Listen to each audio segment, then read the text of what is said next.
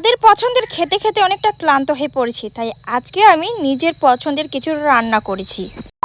আজকের ব্লগটা শুরু করছি এখান থেকে। সবসময় কিন্তু আমি মেয়েকে স্কুল পাঠানোর পর ব্লগ শুরু করি, কারণ সকাল বেলাটা কাটে অনেক ব্যস্ততার মধ্য দিয়ে। হ্যালো এভরিওয়ান, কেমন আছো তোমরা সবাই? আশা করি খুব ভালো আছো আর সুস্থ আছো। যদি ভালো না থেকো অবশ্যই ভালো থাকার চেষ্টা করো। আমি মল্লিকা চলে আসলাম তোমাদের সামনে আরেকটা নতুন ব্লগ নিয়ে। যাই হোক, শ্বশুরমশাই কিন্তু প্রতিদিন সকাল আর সন্ধ্যা এই দুটো টাইম বাজার করে, কিন্তু আজকে বাজার যেতে একটুখানি লেট হয়ে গেছে, তাই বসে থাকতে থাকতে আমি বোরিং হয়ে গেছি। কারণ ভাত রান্না হয়ে গেছে আমার অনেকক্ষণ আগে, তার সাথে আলু ভাজাও হয়ে গেছিল, টিফিন সবকিছু করে স্কুল পাঠিয়েও দিয়েছিলাম। শ্বশুরমশাই লেট হয়ে যাচ্ছে, তাই ভাবছি এইভাবে বসে না থেকে বাড়িতে যা কিছু আছে তাই দিয়ে রান্না করে ফেলি। একটা কারণে পেয়ে গেলাম আর নিজের পছন্দের রান্না করারও সুযোগ পেয়ে গেলাম। বাড়িতে রাখা ছিল পটল আলু আর পটল ভাজা, খেতে খেতে পুরো বিরক্ত লেগে গেছে, তাই ভাবলাম একটু অন্যরকম করে রান্না করি। তো চলছে আবার নিরামিষ। হ্যাঁ, অনেকেই জানো যে আমার নানি শাশুড়ি মারা গেছে, তাই এখন আমরা নিরামিষে আছি। তাছাড়া শ্রাবণ মাস চলছে। যাই হোক, এত কিছু যাচ্ছি না, তবে কি রান্না করবো সেটাই বলে। এইদিকে ভাত হয়ে গেছে, আগে বললাম আলু ভাজাও হয়ে গেছে। বাড়িতে ছিল আরো করলা, তো এটার করবো ভাজা। অন্যদিকে পটলগুলো ভেজে নিচ্ছি, আর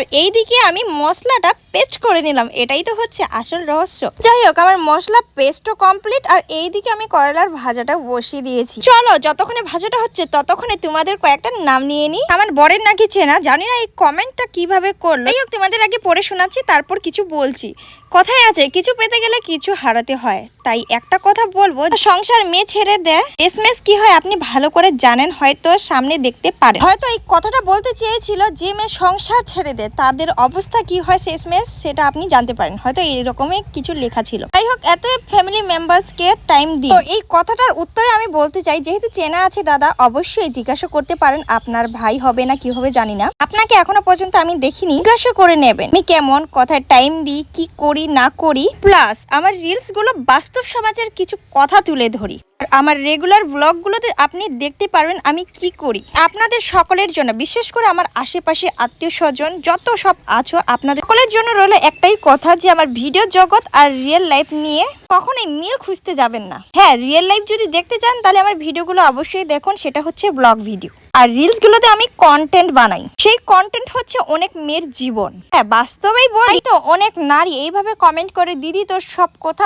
বাস্তবে মিলে যায়। আর আপনাকে বলবো, অবশ্যই একবার হলে আমার বরের সাথে দেখা করেন আর আমার বিষয়ে জানতে চান। কমেন্ট পড়তে পড়তে আর রিপ্লাই দিতে দিতে আমার সবকিছু হয়ে গেল। যাই হোক, আজকে কি কি রান্না করলাম তোমাদের সাথে শেয়ার করি। এটা ছিল করলার ভাজা, আলুর চাটনি, সেই দিলওয়ালা আলুটাকে আমি চাটনি বানিয়ে দিলাম। এটা হচ্ছে আমার পছন্দের রান্না করা নিরামিষ পটল তরকারি। খেতে কিন্তু হয়েছিল হেভি। কাঁঠালের বীজগুলো খাবে শাশুড়ি মা, তাই এগুলো ভেজে কিন্তু আমি খোসা ছাড়িয়ে তেল লবণ দিয়ে করে নিব মাখা। রান্নার কাজ শেষ হলে সব বাসনপত্র নিয়ে আসলাম কলপারে। কিছু ভালোভাবে ধুয়ে পরিষ্কার করে রাখার পর চলে গেলাম কাপড় নিয়ে। ডেলি রুটিন এর মধ্যে এই কাপড় কাচাটা থাকবেই, কারণ বাচ্চা যে রয়েছে সাথে।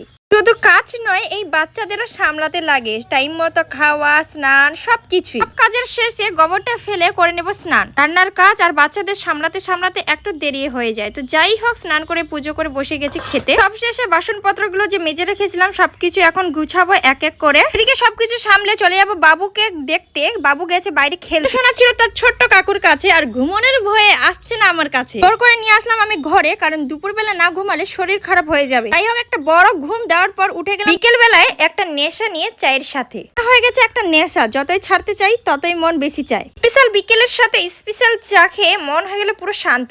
তারপর আর ক্যাপচার করা না হলেও সন্ধ্যার সময় নিয়ে আসলো শ্বশুরমশাই বাজার করে, তো সবকিছু রেখে দেবো কিন্তু গুছিয়ে। তাতে কিন্তু রাতের ডিনারের জন্য রেডি করতে হবে। তো যাই এসেছিল টাটকা ঢেঁড়স, রাতের মেনুতে থাকবে আলু ঢেঁড়স তরকারির সাথে পাঁপড়। যেহেতু রয়েছে নিরামিষ, তো কিছু বলছি না, এখান থেকে ব্লগটা করছি ফিনিশড।